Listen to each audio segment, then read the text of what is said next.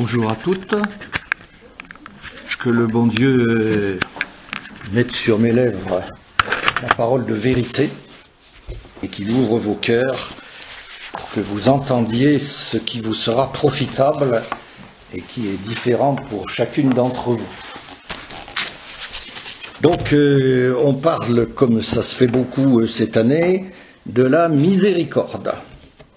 Alors, il y a un grand risque, c'est de prendre la miséricorde par le petit bout de la lorgnette et de dire la miséricorde, c'est Dieu qui me pardonne mes péchés. C'est faux. C'est un morceau de la miséricorde, mais la miséricorde, c'est beaucoup plus vaste que ça. Et ce que le pape veut en édifiant cette année de la miséricorde, c'est que nous prenions conscience que Dieu est miséricorde. La miséricorde, c'est le nom de Dieu. Le pape vient de sortir un livre, il y a 3 semaines, et ça s'appelle « Le nom de Dieu est miséricorde ». C'est-à-dire, l'être de Dieu est miséricorde. Le nom dans l'Ancien Testament, c'est ce que je suis. Simon le pécheur, Jésus lui donne un nouveau nom. Tu t'appelleras Képhas, tu t'appelleras la pierre, parce que c'est sur cette pierre que je vais bâtir mon église. Ton nom, c'est toi. La miséricorde, c'est l'être de Dieu. Alors, le pape le dit, c'est bien, mais c'est surtout Dieu qui l'a dit, et c'est mieux. Alors, on va voir ça ensemble. Dieu a dit ça à Moïse. Et on vous donnera à la fin un petit papier aide-mémoire. Donc vous aurez tout ça derrière. Voilà. Donc vous pouvez écouter sereinement. Donc Moïse monte au Sinaï après le veau d'or parce que dans sa sainte colère, il a brisé les tables de la loi et qu'il faut recommencer. Dieu lui dit, viens, amène-toi avec des tables et je vais écrire de mon doigt ce que j'avais précédemment écrit et qui a disparu. Donc Moïse est en haut du Sinaï pour la 2e fois et il parle avec Dieu, Dieu qui est dans la nuée. Mais Moïse, il voudrait davantage. Il voudrait voir Dieu. L'entendre, ça ne lui suffit pas. Alors, voir Dieu, c'est-à-dire mieux connaître Dieu. C'est notre souci à chacun de nous. Il s'agit de mieux connaître le bon Dieu. Alors il dit avec une audace extraordinaire, mais Moïse est l'ami de Dieu, fais-moi voir, je te prie, ta gloire. Dieu lui dit non, c'est pas possible, voir on peut pas, tu verras quand tu auras passé la mort, mais en attendant tu peux pas. Mais je vais faire tout ce que je peux pour te faire plaisir.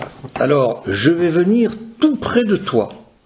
Je ferai passer près de toi, vous savez, il le met dans le rocher, dans la fente du rocher, il dit, je vais passer et je ferai passer près de toi. Alors écoutez bien, ce que je suis, je ferai passer près de toi, ah c'est beau, toute ma bonté. Ah, Dieu lui-même dit, et il y a longtemps, à Moïse, je suis le bon Dieu.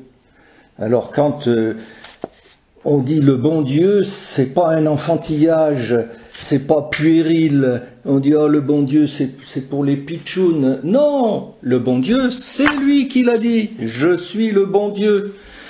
D'immenses saints comme le Saint Curé d'Ars, comme Sainte Thérèse de l'Enfant Jésus, ils disaient toujours le bon Dieu.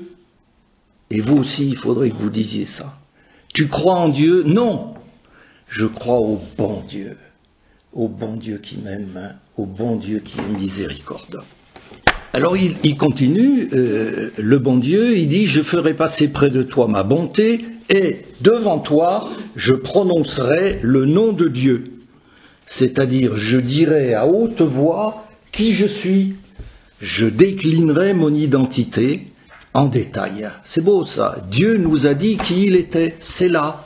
Et c'est pour ça qu'il faut le regarder de près. Alors, Dieu dit, qu'est-ce qu'il dit pour dire qui il est?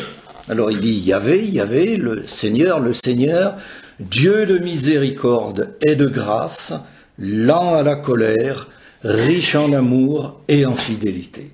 C'est ce que les théologiens appellent la formule de grâce, parce qu'on la retrouve souvent telle qu'elle dans l'Écriture sainte.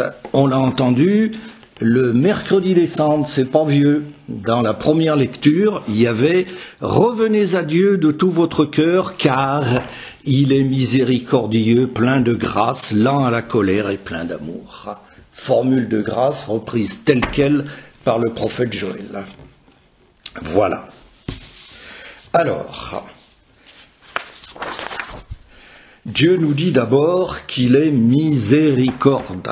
Il dit pas seulement ça, hein, il dit la miséricorde et puis ce qu'il y a autour. Il est miséricorde.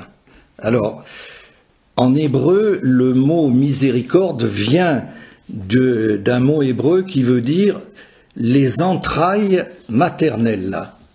Rahamin, les entrailles maternelles. Et Jésus, le fruit de tes entrailles, est béni. Ça vient de là. Alors, ça veut dire que l'amour que Dieu nous porte, qui porte à chacun de vous, à moi, à chacune de vous ici, c'est un amour viscéral. C'est le pape qui le dit dans sa bulle d'indiction, et c'est magnifiquement dit. C'est l'amour d'une maman pour un enfant. Vous allez parfaitement me comprendre. Et si votre enfant est en danger, il joue au ballon, votre petit enfant, et puis son ballon va sur la route, il va le chercher, et puis voilà une voiture qui arrive et vous criez « Ah !» Là, ça vous prend là. Là, ça vous prend aux tripes. C'est ça la miséricorde. C'est l'amour qui vous tient aux tripes. Moi, j'ai un souvenir. J'ai un frère qui est mort à un âge où il n'aurait pas dû mourir. Et donc, on est allé l'enterrer et on a emmené ma maman, puisque c'était plus loin. Il était à Montpellier, nous on était à Toulouse. Et quand elle a vu le corps de son enfant mort, elle a poussé un cri, mais que j'entends encore, un cri de bête, hein, un cri viscéral. Voilà comment Dieu nous aime. Est-ce que vous vous rendez compte? C'est prodigieux. Nous tenons aux tripes du bon Dieu. Faut que vous vous souveniez de ça. Alors on trouve ça dans tous les évangiles. Jésus qui me voit le Père. Jésus régulièrement est pris aux tripes. On dit il fut remué jusqu'aux entrailles. Hein, remué jusqu'aux entrailles. Dans tous les évangélistes. Chez Matthieu, c'est les deux aveugles de Jéricho. Remués dans ses entrailles, Jésus touche leurs paupières. Chez Marc, on va revenir dessus, c'est le lépreux guéri. Chez Luc, c'est la veuve de Naïm, que c'est beau. Jésus remué jusqu'aux entrailles, il dit « Pleure plus, pleure pas, ne pleure plus, je te rends ton fils. » Alors j'en ai choisi deux, parce qu'on peut en tirer quelque chose pour nous. J'ai choisi le lépreux guéri chez Marc. Marc au chapitre 1. C'est pas par hasard que le premier miracle que nous rapporte Marc, le premier, c'est chapitre 1, hein, vient vers lui un lépreux qui le supplie, tombe à genoux et lui dit « Si tu veux, tu peux me guérir, tu peux me purifier. » Remué jusqu'aux entrailles, hein, je le lis, hein, c'est pas moi qui l'invente, hein, il tend la main, le touche et lui dit « Je le veux, sois purifié. » Alors ça, dans la Bible, la lèpre, c'est l'image du péché. Le lépreux, c'est le pécheur. Alors ça vous rappelle rien?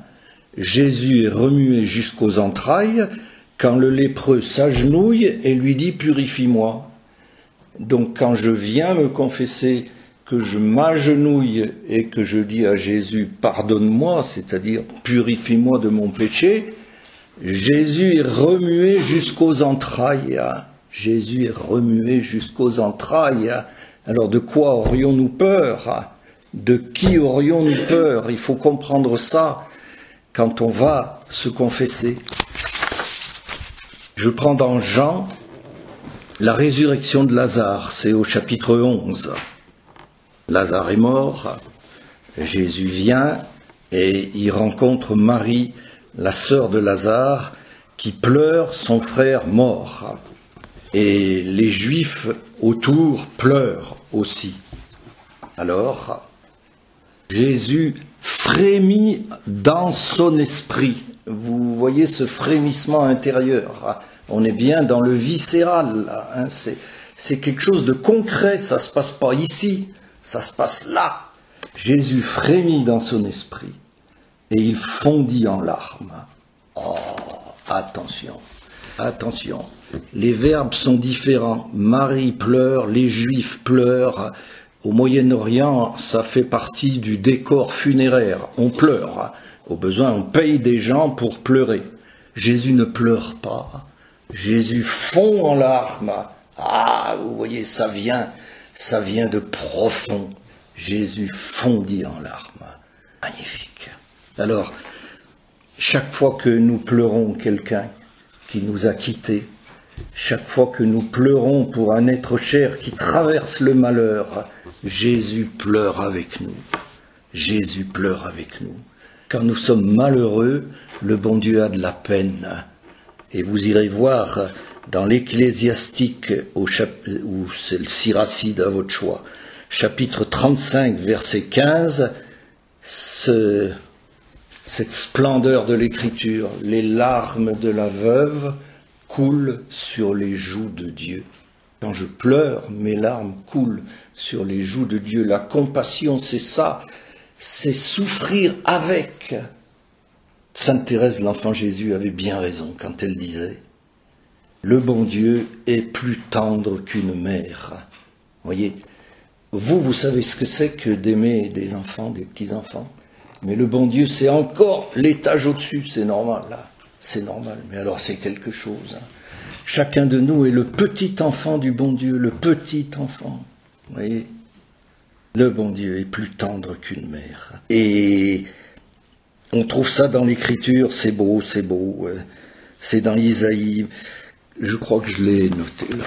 Comme celui que sa maman console là, en le prenant sur ses genoux et en le caressant, ainsi moi je vous consolerai. Dieu nous console là, en nous prenant sur son cœur et en nous caressant. C'est vrai, c'est pas Jacques qui fait de la poésie, hein. C'est vrai, c'est formidable. Quand je pleure, je ne pleure pas tout seul. Là. Voilà. Alors, je vous ai lu, Jésus fut remué dans ses entrailles, hein, et dans vos Bibles, vous ne le trouverez pas, et dans vos évangiles non plus. On dit, Jésus fut pris de pitié, fut ému de compassion. Ben non, si vous voulez, la miséricorde, c'est quelque chose de très concret, c'est quelque chose de vigoureux, c'est quelque chose qui est plein de saveur, et on nous l'a édulcoré, on nous l'a affadi, on nous l'a pasteurisé. Vous voyez ?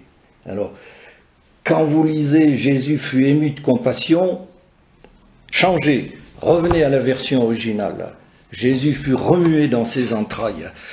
Ça me fait quelque chose de penser que, pour moi, le bon Dieu a les entrailles qui frémissent. Mon Dieu. Alors je crains pas grand-chose. Je ne crains pas grand-chose. Voilà. Si vous voulez, la miséricorde, c'est une belle pomme d'api. C'est tout rouge, c'est tout savoureux et tout. Puis on nous a fait un navet, quoi. C'est tout blanc, c'est tout. Voilà. Alors souvenez-vous de la pomme d'api. Hein. Voilà. Alors, pour qu'on comprenne bien, le bon Dieu, il continue. Il dit, je suis un Dieu de miséricorde et de grâce.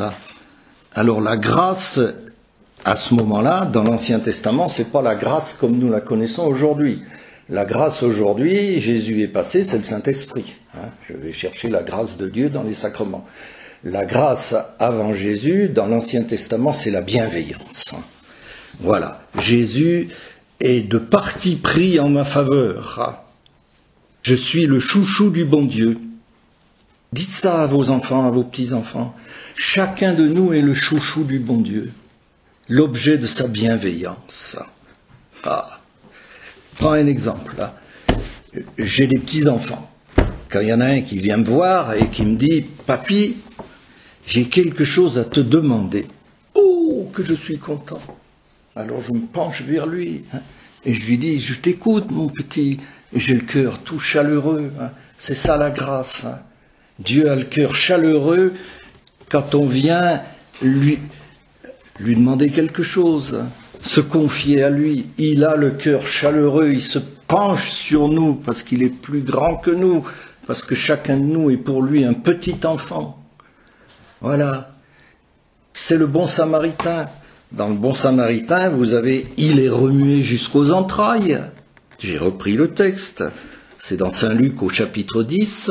Donc, il a le cœur chaleureux, le bon samaritain, et il se penche sur le malheureux et il vient à son secours. Voilà, il lui vient en aide. Ben nous, c'est la même chose. Le bon Dieu est le bon samaritain de chacun de nous. Voilà. Des fois, il faut avoir une foi plus... Il faut croire qu'on est aimé, c'est difficile. C'est très difficile. On en reparlera tout à l'heure. Mais il faut le croire, parce que ça change tout. Il faut se jeter dans les bras de Dieu, comme la petite Thérèse. Je me jette dans tes bras, j'en peux plus, j'en ai marre, faut que tu m'aides. Il va le faire, c'est sûr. Voilà. Et alors il continue, il pourrait s'arrêter là. Dieu de miséricorde et de grâce et de bienveillance et de cœur chaleureux. Il continue, lent à la colère, riche en fidélité. Alors vous allez bien écouter, lent à la colère. Dieu n'est jamais fâché contre toi. Jamais. Quand j'étais petit, on me disait, mange ta soupe ou le petit Jésus va te punir. C'est une hérésie. C'est une hérésie. On aurait dû dire, à la rigueur, mange ta soupe ou le petit Jésus aura de la peine. Ça, c'est autre chose. Dieu ne nous punit jamais. Dieu n'est jamais fâché contre toi. Voilà. Souvenez-vous de Pierre qui vient de lâcher Jésus. Il l'a renié 3 fois. Il ne s'est pas trompé. 3 fois. Non. Le coq chante et Jésus arrive. Alors nous, on dit, dans notre système à nous, c'est Jésus lui dit, on se retrouvera. Tu perds rien pour attendre. Pour le moment, je ne peux pas bouger, on m'emmène, je suis prisonnier, on m'emmène au cachot, mais tu vas voir. Et non, c'est pas ça. Jésus le regarde, fixa son regard sur lui, et Pierre comprend que Dieu l'aime tout de même, et il fondit en larmes, lui aussi. Il fondit en larmes. Là, ça le prend, là. Allez. Il faut comprendre que le bon Dieu n'aime pas comme nous aimons. C'est très important. Nous aimons ceux qui sont aimables. Puis, tout d'un coup, il fait quelque chose ou elle fait quelque chose qui ne me plaît plus, qui ne me plaît pas. On dit, il n'aurait pas dû me faire ça. Elle n'aurait pas dû me manquer à ce point-là. Alors on ne l'aime plus. C'est fini. Enfin. Il n'est plus aimable, nous avons décrété qu'il n'était plus aimable. Nous sommes sur courant alternatif, on aime par bouffée. Je t'aime aujourd'hui, je ne te garantis pas que je t'aimerai demain, il faudra que tu le mérites. Pas du tout. Avec le bon Dieu, on n'a pas à mériter son amour. Dieu est fidèle, il nous aime toujours. Et c'est pour ça que dans les psaumes, on dit souvent « Éternel est son amour est de toujours à toujours. » Écoutez bien, quoi que tu aies fait, tu ne peux pas m'empêcher de t'aimer. Le gars de Daesh qui vient d'égorger quelqu'un devant les caméras, Jésus l'aime. Et je prends un exemple. Vous entendez bien, Jésus l'aime. Isaïe 54. Quand les montagnes s'écarteraient, quand les collines chancelleraient, mon amour ne s'écartera pas de toi. Tu n'y peux rien, tu ne peux pas m'empêcher de t'aimer, je suis fidèle. Je suis fidèle. Alors, ça fait des années que je dis ça. Je viens de découvrir l'illustration. Je suis content. Je viens de découvrir l'illustration dans la basilique de Vézelay. Si vous voulez, Jésus, il dit « Ton péché, je le déteste, bien sûr. Je n'admets pas que tu égorges l'un de mes enfants. Mais toi, tu ne peux pas m'empêcher de m'aimer, de t'aimer. Alors, sur un chapiteau de la basilique de Vézelay, vous avez Judas miséricordier. Voilà Judas qui vient de se prendre. Est-ce que vous vous apercevez? Il est en triste état. D'accord? Et puis, c'est un chapiteau. On passe au côté suivant. Et au côté suivant, c'est Jésus qui vient le chercher, qu'il prend sur ses épaules, le bon pasteur qui vient chercher la brebis perdue. Et alors, je vous le passerai, Judas est beau, il est apaisé, il dort. C'est magnifique. Vous voyez la différence entre les deux. Jésus est venu le chercher. Mais ce qui est formidable, c'est que le sculpteur a fait que Jésus est un visage double. Vous le passez. La moitié du visage de Jésus est un visage douloureux, un visage grimaçant. Ton péché, je le déteste. Ta trahison, je la ressens douloureusement. Et puis, autre moitié du visage, un visage souriant, un visage apaisé. Tu ne peux pas m'empêcher de t'aimer encore, et de t'aimer toujours. Ouais. Vous savez, c'est quelque chose. On voit, et ça nous fend le cœur, des enfants perdus dans la drogue qui se détruisent. Et on dit, mais qu'est-ce que je peux faire? Prier et avoir confiance. Dieu l'aime encore, Dieu l'aime toujours, Dieu l'aimera jusqu'au bout. Dieu l'aimera jusqu'au bout. Voilà, Dieu est lent à la colère et riche en fidélité. En finissant cette première partie, je voudrais vous dire que ce qui vient d'être dit, c'est fondamental là. Jésus a dit à la Samaritaine, si tu savais le don de Dieu, et moi je vous dis, si tu savais le nom de Dieu, si tu savais qui est Dieu vraiment, ça changerait ta vie. Ça changerait ta vie. Moïse a reçu 2 fois la révélation du nom de Dieu. La première fois, c'est au buisson ardent, au chapitre 3 de l'Exode. Et il dit, bon, tu m'envoies vers mes copains, là, mais ils vont me dire, qui c'est qui t'envoie? Alors Dieu lui dit, je suis celui qui suis. C'est-à-dire, je suis le Dieu tout-puissant, le Dieu transcendant, la source de toute vie, de toute existence. Bon, ben Moïse, il part, il fait son boulot. Mais là, c'est tout à fait différent. Cette révélation-là, que nous venons de voir ensemble, elle transforme Moïse, elle descend profond. Et quand Moïse redescend, il a le visage qui rayonne, qui irradie. Il est obligé de mettre un voile sur son visage. Vous voyez, ça a changé quelque chose. Il faudrait que ça change quelque chose en vous. Ça. Notre religion, c'est pas une morale. Tu fais pas, t'es puni, t'es pas. C'est pas ça. On n'acquiert pas des mérites pour rentrer au ciel. Notre religion, c'est une rencontre. C'est de rencontrer quelqu'un. Et le carême est un moment privilégié pour ça. Alors, rencontrer quelqu'un, ben, il faut le connaître, il faut apprendre à le connaître. Et donc, c'est important de se répéter cette formule de grâce.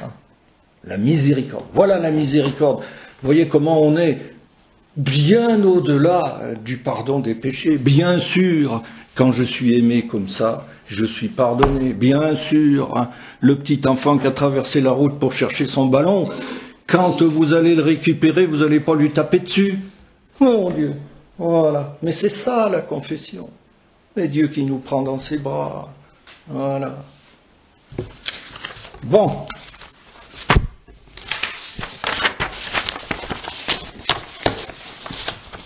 Je souhaite que, comme Moïse, vous changiez de visage et vous disiez, j'ai découvert qui est le bon Dieu. Ah! Il faut dire ça aux enfants. Il faut vraiment leur dire qu'ils sont connus du bon Dieu, qu'ils sont aimés par le bon Dieu. Aimés jusqu'au bout, quoi qu'ils fassent, toujours. Aimer et aider, ça va ensemble. Comprenez ça, vous les mamans. Aimer et aider, ça va ensemble, bien sûr. Parce que tu m'aimes, Jésus, tu vas m'aider, parce que j'en ai besoin. Et il attend que ça. Il n'intervient pas. Il n'intervient que si on le lui demande. Alors, deuxième... si vous voulez. C'est bon? Et vous aurez un aide-mémoire. Hein. Mais le Dieu de l'Ancien Testament est vengeur, terriblement vengeur. Oui, mais ça, il n'existe pas. Ce Dieu-là, c'est la révélation de Dieu se fait progressivement. Et dans l'Ancien Testament, il voit Dieu comme on le voit normalement, c'est-à-dire le Dieu créateur qui domine tout, l'auteur du tonnerre, qui nous fait peur. Donc ils le décrivent comme ça, ils ne peuvent pas le décrire autrement. Et quand Jésus arrive, il a bien des difficultés à nous expliquer que il est là par amour, des grandes difficultés. Ben tu viens, t'es le chef, on va te faire le roi, on va être libéré, la puissance, c'est pas ça. C'est pas ça.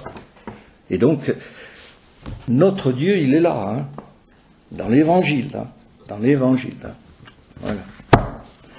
Dans le cours de l'année sainte, on nous invite à passer la porte sainte. Alors, quel est le sens de cette démarche? Spontanément, vous dites, c'est pour gagner une indulgence. C'est pas faux, mais c'est pas primordial. Dans la bulle d'indiction, le message du pape qui établit cette année jubilaire, il faut attendre le numéro 22 pour qu'on nous parle de l'indulgence. Il y a 25 numéros. Donc, vous voyez bien que, oui, sûrement, mais pas d'abord. C'est la bonne formule, ça. Oui, sûrement, mais pas d'abord. D'abord, nous allons passer la porte sainte pour être miséricordiés. Après quoi, nous pourrons être miséricordieux envers les autres. Après quoi? Si vous voulez, il y a une chronologie.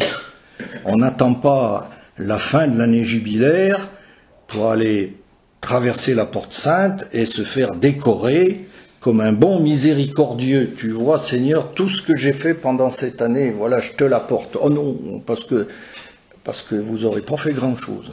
Hein. C'est le point de départ. Nous venons le plus tôt possible implorer de Dieu sa miséricorde. J'ai pris comme titre un psaume, « Vois ma misère et prête-moi main forte ». Vois ma misère et prête-moi main forte. Vois ma misère, parce que la miséricorde, elle doit être demandée. Elle doit être demandée. Dieu est venu au secours des Hébreux, il leur a envoyé Moïse, parce que les Hébreux ont crié vers lui. J'ai vu la misère de mon peuple, j'ai entendu son cri, alors tu vas aller le libérer. Ils ont demandé et Dieu a répondu à leur demande. C'est pourquoi nous allons déposer notre misère dans le cœur de Dieu pour qu'il nous vienne en aide. Alors, ma misère, quelle misère, hein? Vois ma misère. C'est pas les difficultés des temps que nous vivons, hein, les guerres, les attentats. Non, ma misère, la mienne. Alors, demandez-vous pourquoi dans la liturgie, on nous fait si souvent dire « prends pitié ». En latin, « miserere ». Prends pitié. Hein. On dit ça dans le Kyrie.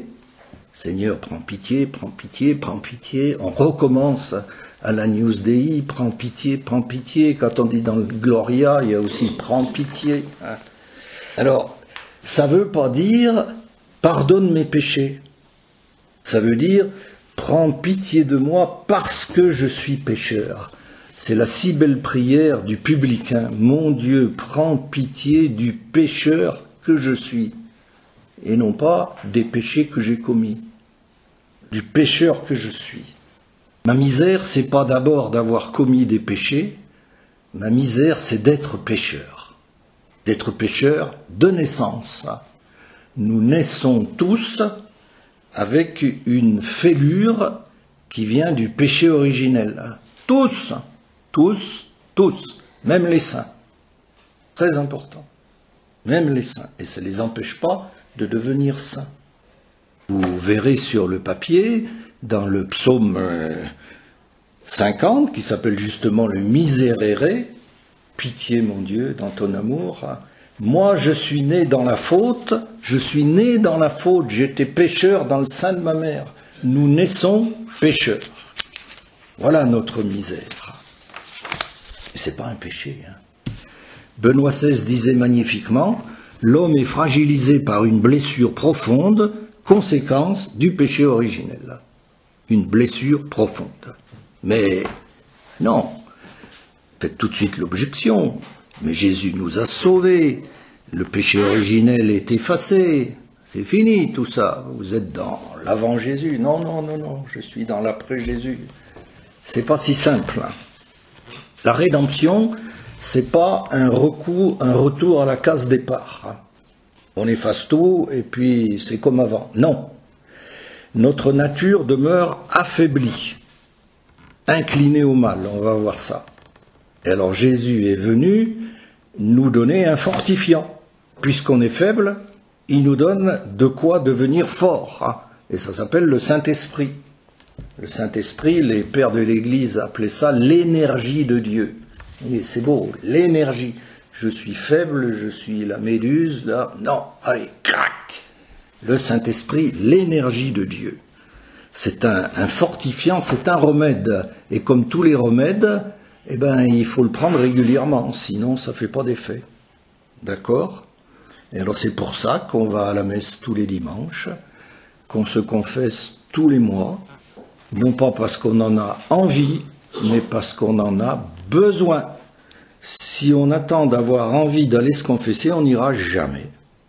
Mais on sait qu'on en a besoin, alors on y va. Parce que on est fragile. Il y a une oraison de la messe qui dit « Car sans toi, notre vie tombe en ruine. Notre vie spirituelle va à volo. Tout seul, on n'y arrive pas. » Vu ? Alors cette misère, cette fêlure, conséquence du péché originel, on va en voir 3 manifestations qu'il faut bien comprendre. Première manifestation, le mal nous séduit.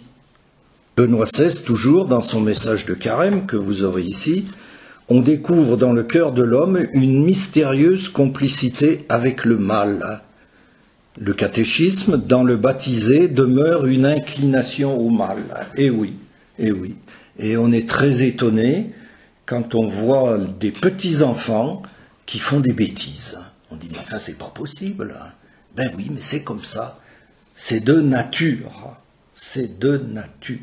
Nous sommes inclinés au mal.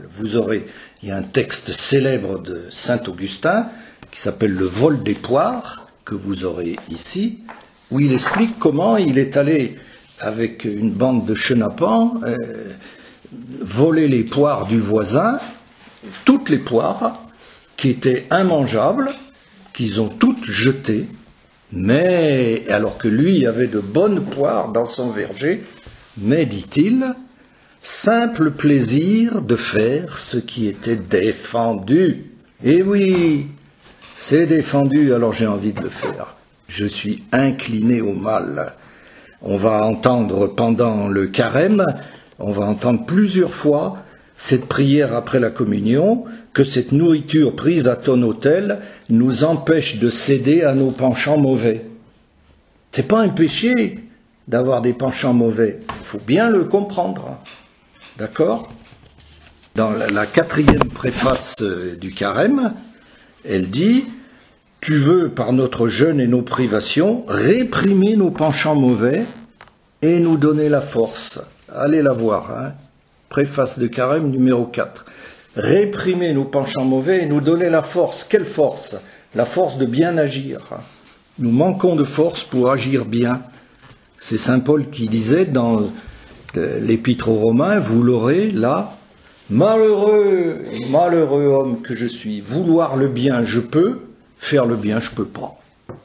Oh, c'est souvent qu'on est plein de bonnes intentions, puis à la fin de la journée on dit j'aurais dû, mais j'ai pas. Voilà, c'est nous ça, c'est nous. Vouloir le bien, je peux. Faire le bien, je peux pas. Attention, tout seul, là. Avec le Saint-Esprit, je peux. C'est possible. Voilà. Donc, première atteinte du péché originel, le mal nous séduit. C'est important, ça. Il faudrait essayer de l'expliquer aux enfants. T'es pas un gars perdu parce que t'as envie de faire le mal. Eh oui. C'est normal. C'est pas un péché. Le premier mouvement est mauvais. C'est le deuxième mouvement qui compte. J'irais bien choper les poires du voisin. C'est pas un péché, c'est normal. Je suis attiré par le mal. Deuxième mouvement, j'y vais. Péché, j'y vais pas, tout va bien. Voilà. C'est très éclairant, ça. Il faut expliquer ça aux enfants, parce qu'il y a des enfants, on leur tape dessus tout le temps. Eh, tu vas, mais t'as pas fait. Alors, à la fin, ils sont désespérés. Ils disent, je suis un sale type. Il faut faire attention à ça. Ils se disent en eux-mêmes. Et non, pas du tout. Il faut lui dire, mais comme toi, j'ai envie de faire des bêtises. Comme toi. J'en ai fait aussi. Voilà. Deuxième manifestation de cette nature blessée par le péché originel. Ouais, c'est très important. Nous avons spontanément une fausse idée de Dieu. C'est dans la Genèse. Adam, où es-tu? Adam, il se cache. J'ai eu peur de toi. J'ai eu peur de Dieu. Ça va chauffer pour mon matricule, donc je me cache, parce que Dieu va me taper dessus. Et spontanément, nous voyons Dieu comme un juge sévère, un juge. Hein? On le voit comme un pharaon qui nous surplombe, qui nous commande et qui nous punit. Et ça, c'est les gendarmes, d'accord. Hein? Mais c'est pas Dieu. Mais c'est pas Dieu. En résumé, nous voyons Dieu comme un ennemi de l'homme. Et ça, c'est le venin qui a été instillé dans le jardin par le serpent. Nous l'avons encore. Nous l'avons encore. Nous rendons Dieu responsable de tous les malheurs. S'il y avait un Dieu, il n'aurait pas permis que mon fils se suicide.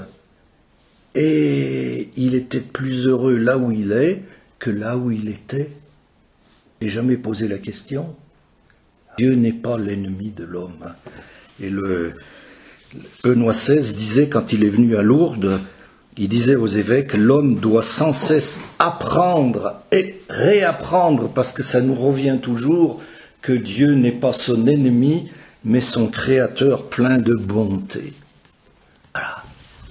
Il faut que nous ayons de Dieu une vraie image. Alors Dieu, c'est celui qu'on a vu dans la première partie.